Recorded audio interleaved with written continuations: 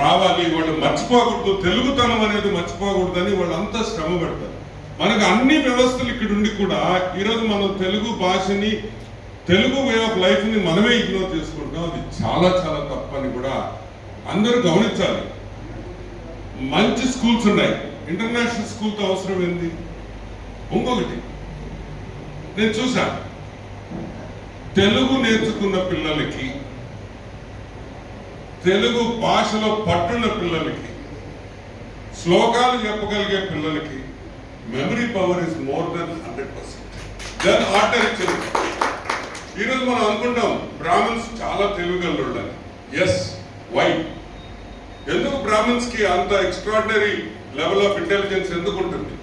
ఎందుకంటే వాళ్ళు చిన్నప్పటి నుంచి శ్లోకాలు చదివి చదివి చదివి ఆ ఏజ్ లో వాళ్ళ మెమరీ పవర్, వాళ్ళ బ్రెయిన్ డెవలప్మెంట్ అంతా మనకన్నా ఒక 100% ఎక్కువ. ఈరోజు ఐఏఎస్ ఆఫీసర్ చూస్తాం, ఏంటంటే అందరు బ్రాహ్మణ్స్ ఉన్నారంటారు. Yes, that was their way of life. మనము కూడా ఆ లెవెల్ ఆఫ్ ఇంటెలిజెన్స్ ఎందుకు రాకూడదు? కానీ మనం రాము. మనం తెలుగు మాట్లాడాలంటే సిగ్గు. 10 మంది పిల్లలు ఉంటే అంతా ఇంగ్లీష్. స్కూల్కి పోతే ఆ తెలుగులో మాట్లాడితే ఫైన్. ఏమైనా అర్థం ఉందా?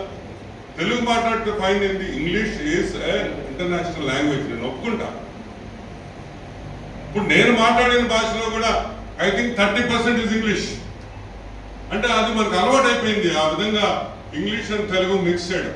సో మై పాయింట్ ఇస్, మన తెలుగుతనం గురించి, మన తెలుగు భాష గురించి మనం గర్వంగా ఫీల్ అయ్యే రోజులు రావాలి, వస్తున్నాయని కూడా ఈ జనరేషన్లో అయినా మార్పు వస్తుందని. Let us speak Telugu with pride. గర్వంగా తెలుగు మాట్లాడాలి. ఒక్క ఇద్దరు తెలుగు వాళ్ళు ఉన్నప్పుడు ఇంగ్లీష్ మాట్లాడాల్సిన అవసరం లేదు. వాడికి తెలుగు రాకపోతే మనం ఇంగ్లీషో హిందీయో మనకు తెలిసిన భాష కన్నడనో మనం మాట్లాడచ్చు. కానీ ఇద్దరు తెలుగు వాళ్ళు ఇంగ్లీష్ మాట్లాడకుండా తెలుగు మాట్లాడే స్టేజ్కి మనం రావాలి. ఫర్ ఎగ్జాంపుల్ మీకు చెప్తాను, తమిళనాడు పోండి, ఇద్దరు తమిళియన్స్ తమిళ్ వస్తే వాళ్ళు ఇంగ్లీష్ మాట్లాడతారా? నెవర్. వాళ్ళు తమిళే మాట్లాడతారు. ఎందుకు? They feel proud. వాళ్ళ భాష గురించి వాళ్ళు గర్వంగా ఫీల్ అవుతారు.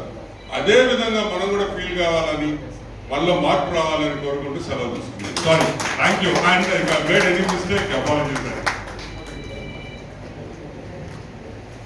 నాకు తెలుగు రాదు, నాకేమీ తెలియదు, నేను చాలా చాలా అమాయకుడని చెప్పి అద్భుతమైన సందేశం ఇచ్చిన మహానుభావులకి మరొకసారి కృతజ్ఞతలు తెలియజేసుకుంటూ తదుపరి